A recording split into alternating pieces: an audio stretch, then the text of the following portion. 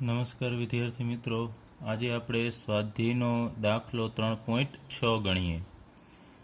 Button cell જે બહોળા પ્રમાણમાં કાંડા ઘડિયાળ અને અન્ય ઉપકરણોમાં વપરાય છે તેમાં થતી પ્રક્રિયા આપણને આપેલી છે. અહીંયા zinc solid plus Ag2O solid plus H2O liquid અને એમાંથી બને છે Zn2 plus 2Ag solid plus 2OH minus બને છે. તો આ પ્રક્રિયા માટે ડેલ્ટા G0 અને E0 ગણવાનું છે. આપણને પાઠ્યપુસ્તકમાં બે વેલ્યુ નથી આપેલી, પણ આપણે અહીંયા લખેલી છે. E0 Zn2 પ્લસ Zn ની વેલ્યુ છે -0.76 અને E0 Ag2O Ag ની વેલ્યુ થશે +0.344. ચાલો આ વોલ્ટમાં છે. હવે આપણે એ જોવાનું છે, અહીંયા E0 ગણવાનું છે. E0 ગણવા માટે આપણી પાસે સૂત્ર છે. E0નું મૂલ્ય થશે કેથોડ માઇનસ એનોડ આપણે કરવાનું છે. તો અહીંયા સૂત્ર આપણે ડાયરેક્ટ મૂકીએ. E0 પહેલાં તો આપણે જોઈએ કે એ સૂત્ર માટે અહીંયા એક એનોડ અને કેથોડ હોવા જોઈએ. ચલો E0 સેલ બરાબર E0 reduction of cathode minus E0 reduction of anode. એટલે કેથોડનું રિડક્શનનું મૂલ્યમાંથી આપણે એનોડનું રિડક્શનનું મૂલ્ય બાદ કરવું છે. તો આમાં કોણ કેથોડ તરીકે વર્તશે ને કોણ એનોડ તરીકે? તો એની આપણને પ્રક્રિયા ઉપરથી ખ્યાલ આવી જશે કે અહીંયા ઝીંક છે એમાંથી તમે જુઓ છો Zn2 પ્લસ બને છે. તો ઝીંકમાંથી Zn2 પ્લસ બનવું એ કઈ પ્રક્રિયા થશે? તમને ખ્યાલ છે, બે ઇલેક્ટ્રોન મુક્ત કરવા પડે તો આ ઓક્સિડેશન પ્રક્રિયા છે. અને ઓક્સિડેશન પ્રક્રિયા છે એ એનોડ ઉપર થતી હોય છે. તો આ એનોડ પ્રક્રિયા એનોડ ઉપર થશે. અને Ag2O છે એ Ag2Oમાંથી Ag બને છે, એટલે કે Ag2Oની અંદર Ag પ્લસ હાજર હશે અને એમાંથી કન્વર્ટ થાય છે Agમાં. તો એ એનોડ ઉપર કેથોડ ઉપરની પ્રક્રિયા થશે. તો એનોડ ઉપર આપણને ક્લિયર થઈ ગયું કે આ ઝીંક વિદ્યુત ધ્રુવ છે અને કેથોડ ઉપર આ Ag2O વાળો વિદ્યુત ધ્રુવ છે. હવે આપણે અહીંયા બાદબાકી કરીએ. E0 કેથોડ, કેથોડનું મૂલ્ય છે તમને ખ્યાલ છે Ag છે કેથોડનો થશે, એટલે અહીંયા 0.344, પછી માઇનસની નિશાની એમને રાખીશું અને એનોડનું મૂલ્ય થશે -0.76. એટલે અહીંયા આપણે આનું સાદરૂપ આપીએ તો અહીંયા માઇનસ માઇનસ પ્લસ થશે 0.76. હવે આ બંનેનો આપણે સરવાળો કરીએ તો આપણને મળશે 1.104 વોલ્ટ. એટલે E0 સેલનું મૂલ્ય મળી ગયું આપણને. જે બે જવાબ માગેલ હતા એમાંથી પ્રથમ જવાબ મળી ગયો છે. હવે આપણે ડેલ્ટા G0 R મેળવવાનો છે. પ્રક્રિયાની પ્રમાણિત ગિબ્સ ઉર્જા મેળવવાની છે. તો એનું સૂત્ર આપણે મૂકીએ. ડેલ્ટા G0 R બરાબર -NF E0 સેલ.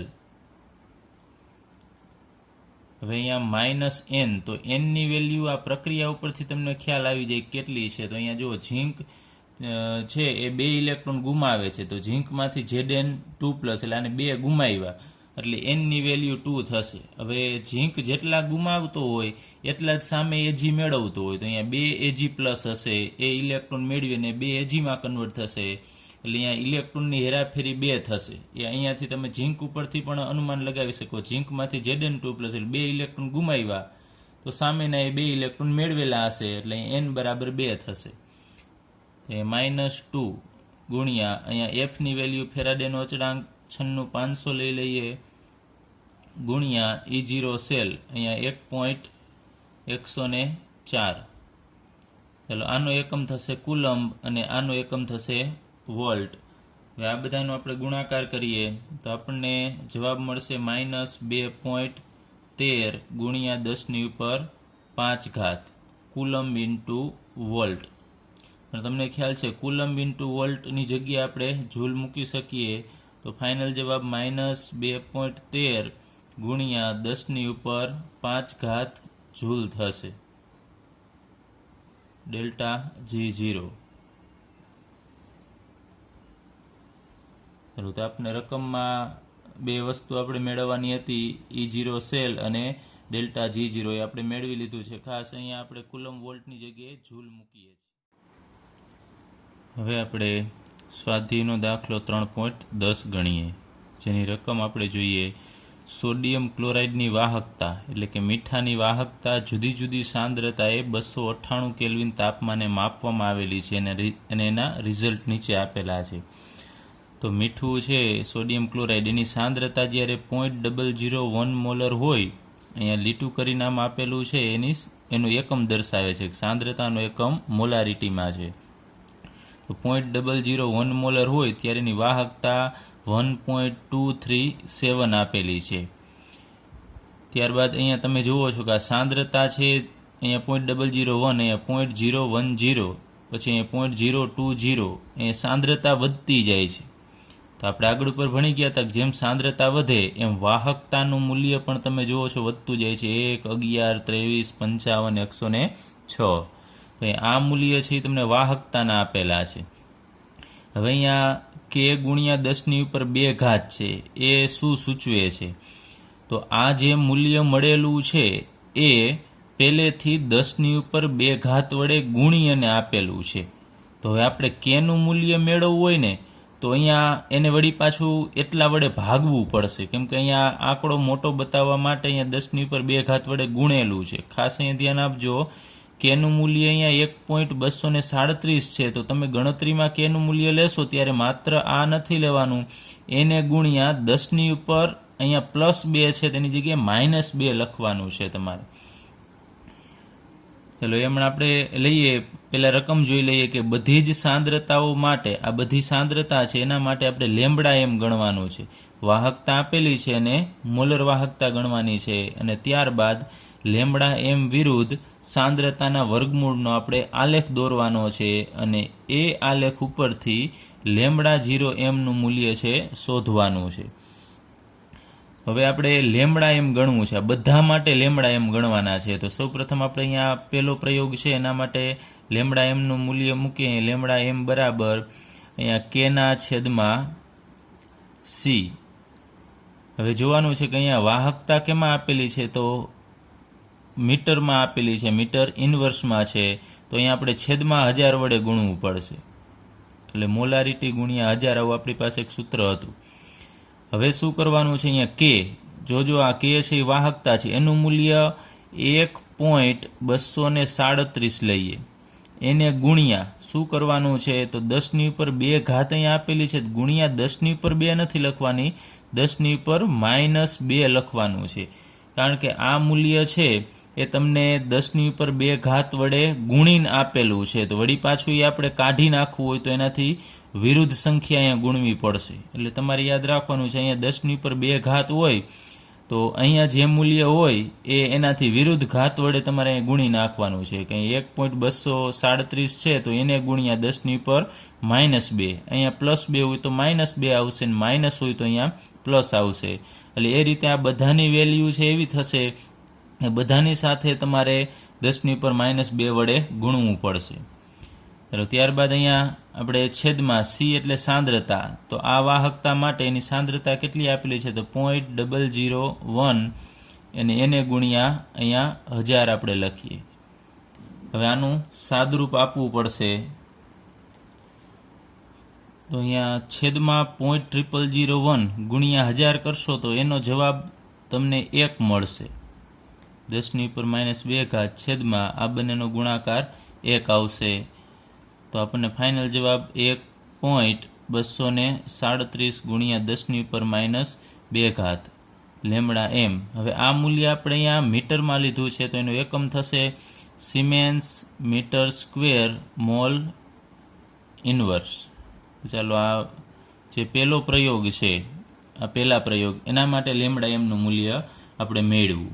એ જ રીતે હવે તમારે બીજા પ્રયોગ માટે લેમ્બડા એમનું મૂલ્ય મેળવવાનું છે, ત્રીજા માટે મેળવવાનું છે, ચોથા માટે એ જ રીતે મૂલ્ય મેળવીશું, અને પાંચમા પ્રયોગ માટેનું આપણે આ મૂલ્ય મેળવીશું. તો બધા જ માટે કીધું છે, બધી જ સાંદ્રતાઓ માટે લેમ્બડા એમ ગણવાનું છે. આ રીતે તમારે લેમ્બડા એમ બધાના ગણવાના રહેશે. ચાલો એ જ રીતે હજી આપણે એક બીજા પ્રયોગ માટે લેમ્બડા એમનું મૂલ્ય મેળવી લઈએ.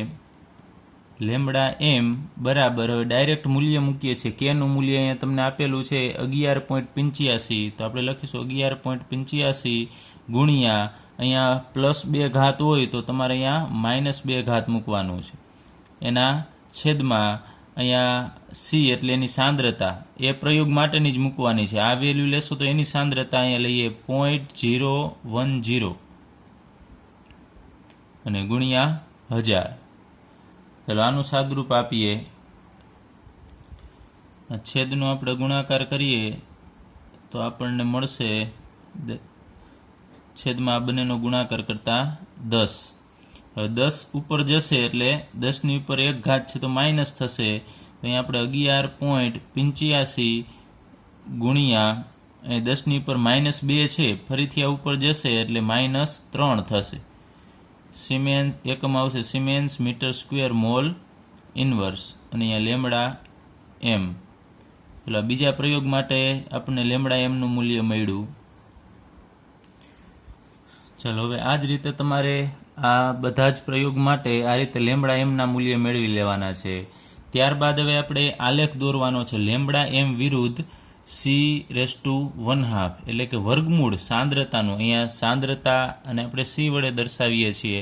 આ બધી સાંદ્રતા છે તો ડાયરેક્ટ એ નથી લેવાની, એ માત્ર C છે. હવે આપણે શું કરીશું કે અહીંયા એક બાજુએ તમારે લિસ્ટ બનાવવાનું છે લેમડા એમનું આ બધા જ પ્રયોગ માટે. પહેલો પ્રયોગ, બીજો, ત્રીજો, ચોથો અને પાંચમો પ્રયોગ. એમાં પહેલા પ્રયોગ માટે આ મૂલ્ય, બીજા માટે આ, એ રીતે એ બધાના તમારે અહીંયા મૂલ્ય મૂકવાના છે.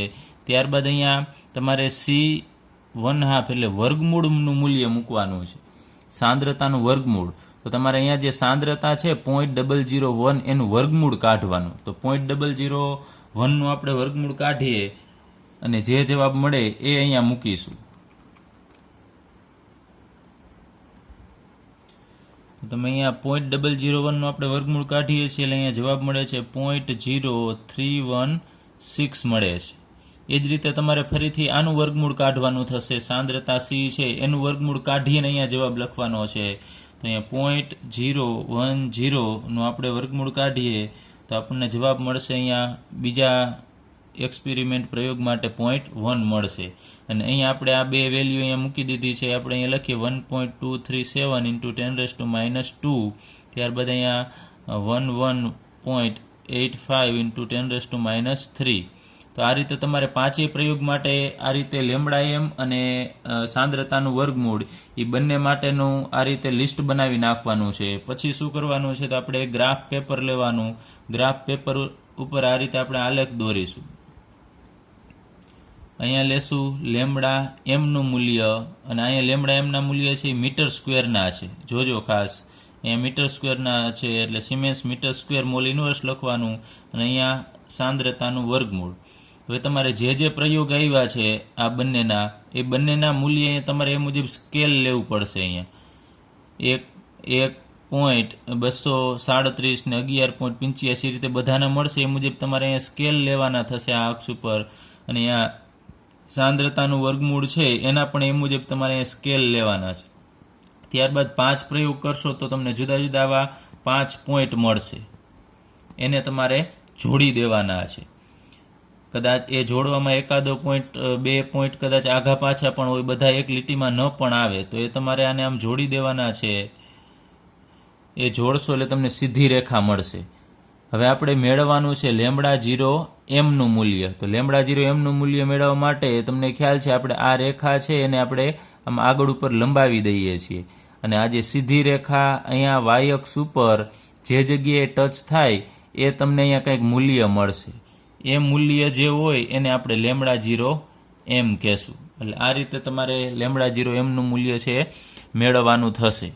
ગ્રાફ પેપરમાં આ રીતે ગ્રાફ દોરશો, પછી બરોબર કાળજીપૂર્વક ગ્રાફ દોરજો અને એને બરોબર સીધી રેખામાં જોડશો અને અહીંયા જ્યાં ટચ થશે સીધી રેખા અને અહીંયા આ લેમડા એમનું જે મૂલ્ય હશે મળશે તમને એ જ મૂલ્યને આપણે લેમડા 0mનું મૂલ્ય કહેશું. ચાલો હવે આપણે સ્વાધ્યાયનો કોયડો 3.12 ગણીએ. હવે આગળનો આપણે 3.11 છે એ દાખલો આપણે નથી લીધો કારણ કે 3.11 છે એ પાઠ્યપુસ્તકનો કોયડો 3.9 જે આપણે ગણી ગયા છીએ એ 3.9 જેવો જ દાખલો છે, એટલે અહીંયા આપણે ગણતા નથી. હવે અહીંયા લઈએ 3.12 દાખલો. એમાં કીધું છે નીચેના રિડક્શન માટે કેટલો વિદ્યુત ભાર જોઈએ. એમાં આપણને 3 દાખલા આપેલા છે. તો આપણે સૌ પ્રથમ લઈએ. અહીંયા કીધું છે આપણી પાસે 1 મોલ Al+3 છે, એમાંથી Al બનાવવો છે. અહીંયા લખીએ Al, પહેલા દાખલા માટેની અહીંયા રકમ આપેલી છે, એમાંથી લખીએ Al+3, એમાંથી Al બને છે, એટલે કે એલ્યુમિનિયમ બને છે. તો અહીંયા 1 મોલ આયન આપેલો છે આપણને, એટલે આગળ અહીંયા 1 આપણે લખવાની કંઈ જરૂર નથી, ખ્યાલ જ હોય કે અહીંયા ન લખો એટલે 1 જ થશે. તો અહીં Al3+ માંથી આ Al બનશે તો કેટલા ઇલેક્ટ્રોનની જરૂર પડશે? તમને ખ્યાલ છે કે અહીંયા 3 ઇલેક્ટ્રોનની જરૂર પડે. Al3+ છે, 3 ઇલેક્ટ્રોન મેળવી અને એલ્યુમિનિયમમાં કન્વર્ટ થશે. તો અહીંયા આપણે લખીએ 3 ઇલેક્ટ્રોનને આપણે 3 મોલ કહીએ છીએ. આ 3 મોલ ઇલેક્ટ્રોન થશે, અને 3 મોલ ઇલેક્ટ્રોન એટલે 3 ફેરાડે. એ પણ આપણે ભણી ગયા છીએ આગળ ઉપર કે અહીંયા જેટલા મોલ ઇલેક્ટ્રોન હોય એટલા ફેરાડે થશે, એટલે 3 ફેરાડે. તો 3 ફેરાડે વિદ્યુત, એટલે આ ફેરાડે શું છે આપણે ફરીથી જોઈ લઈએ કે ઇલેક્ટ્રોન પરનો ટોટલ વીજભાર છે, 1 મોલ ઇલેક્ટ્રોન પરનો વીજભાર. તો એવી રીતે 3 ફેરાડે એટલે 3 મોલ પરનો વીજભાર થશે. તો અહીંયા 3 ઇલેક્ટ્રોનની જરૂર પડે છે, તો ફેરાડેમાં થશે 1 ફેરાડે બરાબર, આપણે ભણી ગયા આગળ ઉપર કે 96,500 કુલમ થશે. તો 1 ફેરાડે વિદ્યુત પ્રવાહની જો જરૂર પડે તો 96,500 કુલમની જરૂર પડી કહેવાય. તો એ જ રીતે આપણે 3 ઇલેક્ટ્રોન એટલે કે 3 ફેરાડેની જરૂર પડે છે. તો 3 ફેરાડે માટે કેટલો વિદ્યુતનો જથ્થો કુલમમાં જરૂર પડશે? તો 1 ફેરાડે એ 96,500, તો તમારે આટલું જ મૂકવાનું છે ખાલી, કે તો 3 ફેરાડે એ કેટલા? તો આ બંનેનો ગુણાકાર થશે 3 ગુણ્યા 96,500 બરાબર, આ બંનેનો ગુણાકાર કરીએ 3 ગુણ્યા 96,500 એટલે આપણને જવાબ મળશે 289500. હેલો, અને એનો એકમ થશે કુલમ. હવે આ બંનેનો ગુણાકાર કરીએ છીએ, છેદમાં 1 એટલે આ ફેરાડે ઉડી જશે એકમ, અને છેલ્લે આપણને મળશે કુલમ. તો અહીંયા આ Al3+ માંથી Alમાં તમારે રિડક્શન કરવા માટે આટલા કુલમ વિદ્યુત ભારની જરૂર પડશે. ચાલો, અહીંયા આપણો આ જવાબ છે એ પૂરો થઈ ગયો. આટલા કુલમ વિદ્યુત પ્રવાહની જરૂર પડે. હવે એ જ રીતે Cu2+ Cuમાંથી આપણે Cu મેળવવાનું છે. ચાલો એ દાખલો ગણી લઈએ.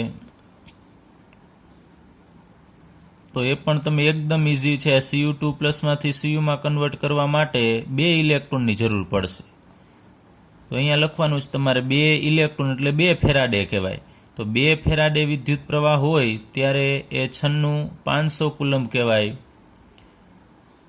સોરી, 1 ફેરાડે હશે એટલે 96,500, તો 2 ફેરાડે એ કેટલા?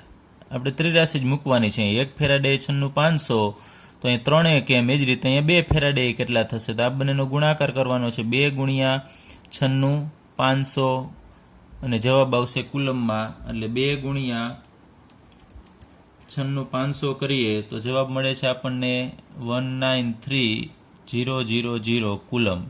તો આટલા વિદ્યુત ભારની જરૂર પડશે. આ ફેરાડેમાં છે, અને અહીંયા આપણે આ મેળવીએ છીએ કુલમમાં થશે. ચાલો એ જ રીતે આપણે ત્રીજો દાખલો ગણીએ. 1 મોલ MnO4- માંથી Mn2+ મેળવવા માટે કેટલો વિદ્યુત ભાર છે એ જોઈશે. તો MnO4- એમાંથી આપણે મેળવવાનું છે Mn2+. તો સૌ પ્રથમ અહીંયા ડાયરેક્ટલી તમને ખ્યાલ નહીં આવે, અહીંયા મેંગેનીઝનો આપણે ઓક્સિડેશન આંક ગણવો પડશે. જે આપણે કઈ રીતે ગણવો એ ભણી ગયા છે. ઓક્સિજનનો -2 લેવાનો થશે, તો 4 ઓક્સિજનનો 4 દુ 8, અને માઇનસ વીજભાર છે એટલે એક બાદ થશે, એટલે અહીંયા +7 ઓક્સિડેશન આંક છે, અને અહીંયા મેંગેનીઝનો +2 ઓક્સિડેશન આંક છે. હવે 7 માંથી 2 ઓક્સિડેશન આંક કરવો છે, એટલે કે +7 વીજભારમાંથી +2 કરવું હોય તો એ બંનેનો ડિફરન્સ 5 થશે. 7 માંથી તમે 2 બાદ કરશો તો 5, તો અહીંયા 5 ઇલેક્ટ્રોનની જરૂર પડે એને. આ બંનેનો તફાવત લઈ લેવાનો, 7માંથી 2 બાદ કરો તો 5 મળશે, તો અહીંયા 5 ઇલેક્ટ્રોન આપણે આપવા પડે, તો 5 ઇલેક્ટ્રોન એટલે 5 ફેરાડે. તો ફરીથી અહીંયા આ મુજબ 83 મૂકવાની કે 1 ફેરાડે એટલે 96,500 કુલમ. તો 5 ફેરાડે વિદ્યુત પ્રવાહની જરૂર પડે તો કેટલા કુલમની જરૂર પડે? આ બંનેનો ગુણાકાર, તો 5 × 96,500. ચાલો આ બંનેનો ગુણાકાર કરીએ, 5 × 96,500, તો આપણને જવાબ મળશે 482500 કુલમ. આટલા વિદ્યુત ભારની જરૂર પડે. તો આ રીતે તમને કોઈ પણ બીજા આવા આયનમાંથી એ ધાતુ બનતી હોય આપેલા હોય તો તમારે આ રીતે એનું સમીકરણ બનાવી જેટલા ઇલેક્ટ્રોનો એટલા ફેરાડે, ત્યારબાદ લખવાનું કે 1 ફેરાડે એટલે 96,500 કુલમ, તો જે આપેલા હોય એટલા એ કેટલા. ચલો એના પછીનો આપણે દાખલો લઈએ, સ્વાધ્યાયનો 3.13 દાખલો. એમાં કીધું છે કે નીચેના ઉત્પાદન માટે ફેરાડેના પર્યાયમાં કેટલી વિદ્યુતની જરૂર પડશે. આગળનો દાખલો આપણે જોઈએ કુલમના પર્યાય, વિદ્યુત ભાર આપણે મેળવો કુલમમાં. હવે કીધું છે કેટલા ફેરાડેની જરૂર પડશે. એટલે પહેલો દાખલો આપેલો છે પિગલિત CaCl2, પિગલિત કેલ્શિયમ ક્લોરાઇડ છે, એમાંથી રિડક્શન કરી અને 20 ગ્રામ કેલ્શિયમ મેળવવું હોય તો કેટલા ફેરાડેની જરૂર પડે. એ જ રીતે Al2O3 માંથી 40 ગ્રામ મેળવવા માટે કેટલા ફેરાડેની જરૂર પડશે. તેના માટે સૌપ્રથમ આપણે આ પહેલો દાખલો ગણીએ.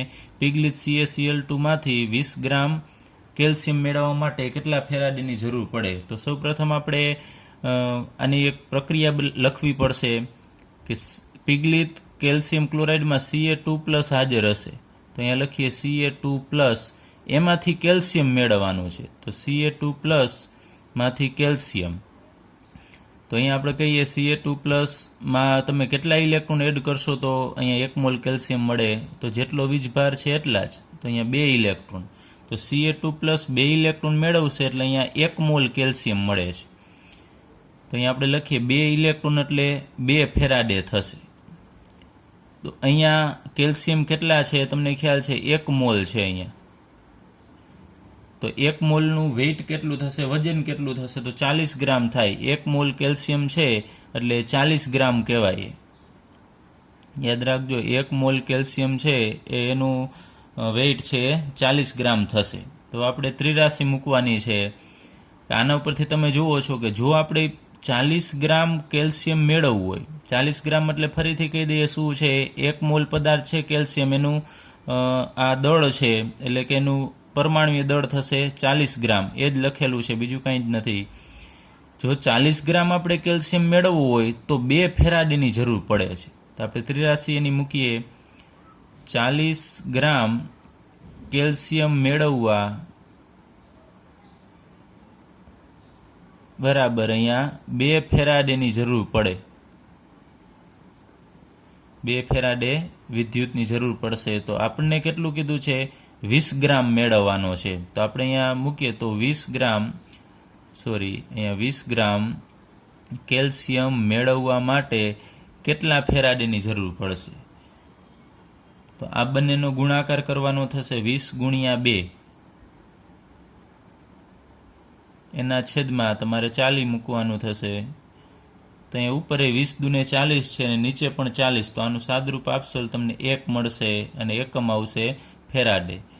તો આટલા વિદ્યુતની જરૂર પડશે 20 ગ્રામ કેલ્શિયમ મેળવવા માટે.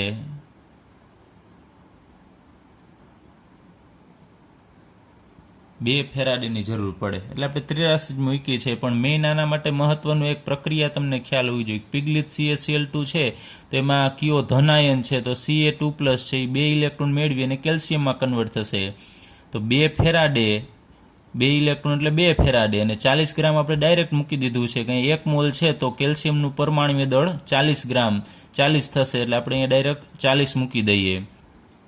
ચાલો એ જ રીતે આપણે બીજો દાખલો ગણીએ આનો. પિગલિત Al2O3 માંથી 40 ગ્રામ છે એલ્યુમિનિયમ મેળવવો છે આપણે.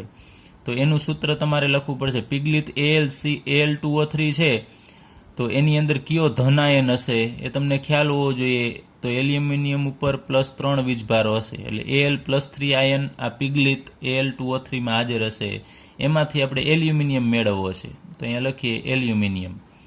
તો આના ઉપર +3 વીજભાર છે અને એને એલ્યુમિનિયમમાં કન્વર્ટ થવું છે, તો 3 ઇલેક્ટ્રોનની જરૂર પડે. જેટલો વીજભાર પ્લસ એટલા ઇલેક્ટ્રોનની જરૂર પડશે. અહીંયા 3 ઇલેક્ટ્રોન એટલે 3 ફેરાડે, અને એમાંથી આપણને એલ્યુમિનિયમ આગળ અહીંયા 1 છે, એટલે 1 મોલ એલ્યુમિનિયમ છે. તો એલ્યુમિનિયમનું પરમાણુય દળ થશે 27 ગ્રામ, 27 થશે, એટલે 1 મોલનું દળ આપણે અહીંયા લઈ લઈએ 27 ગ્રામ. તો જો આપણે 27 ગ્રામ એલ્યુમિનિયમ મેળવવું હોય તો 3 ફેરાડે વિદ્યુત પ્રવાહ છે એ પિગલિત Al2O3 માંથી પસાર કરવો પડશે. તો અહીંયા આપણે જેમ લખ્યું એ મુજબ જ અહીં 83 આમ ઉલટી મૂકવાની છે કે 27 ગ્રામ એલ્યુમિનિયમ મેળવવા બરાબર 3 ફેરાડેની જરૂર પડશે.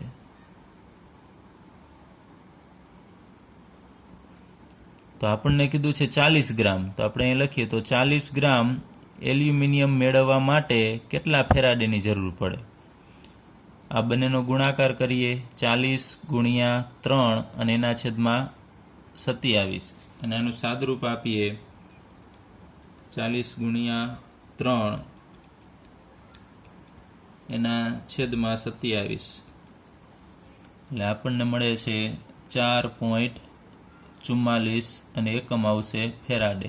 આટલા ફેરાડેની જરૂર પડે કેટલા મેળવવા માટે? તો 40 ગ્રામ એલ્યુમિનિયમ મેળવવા.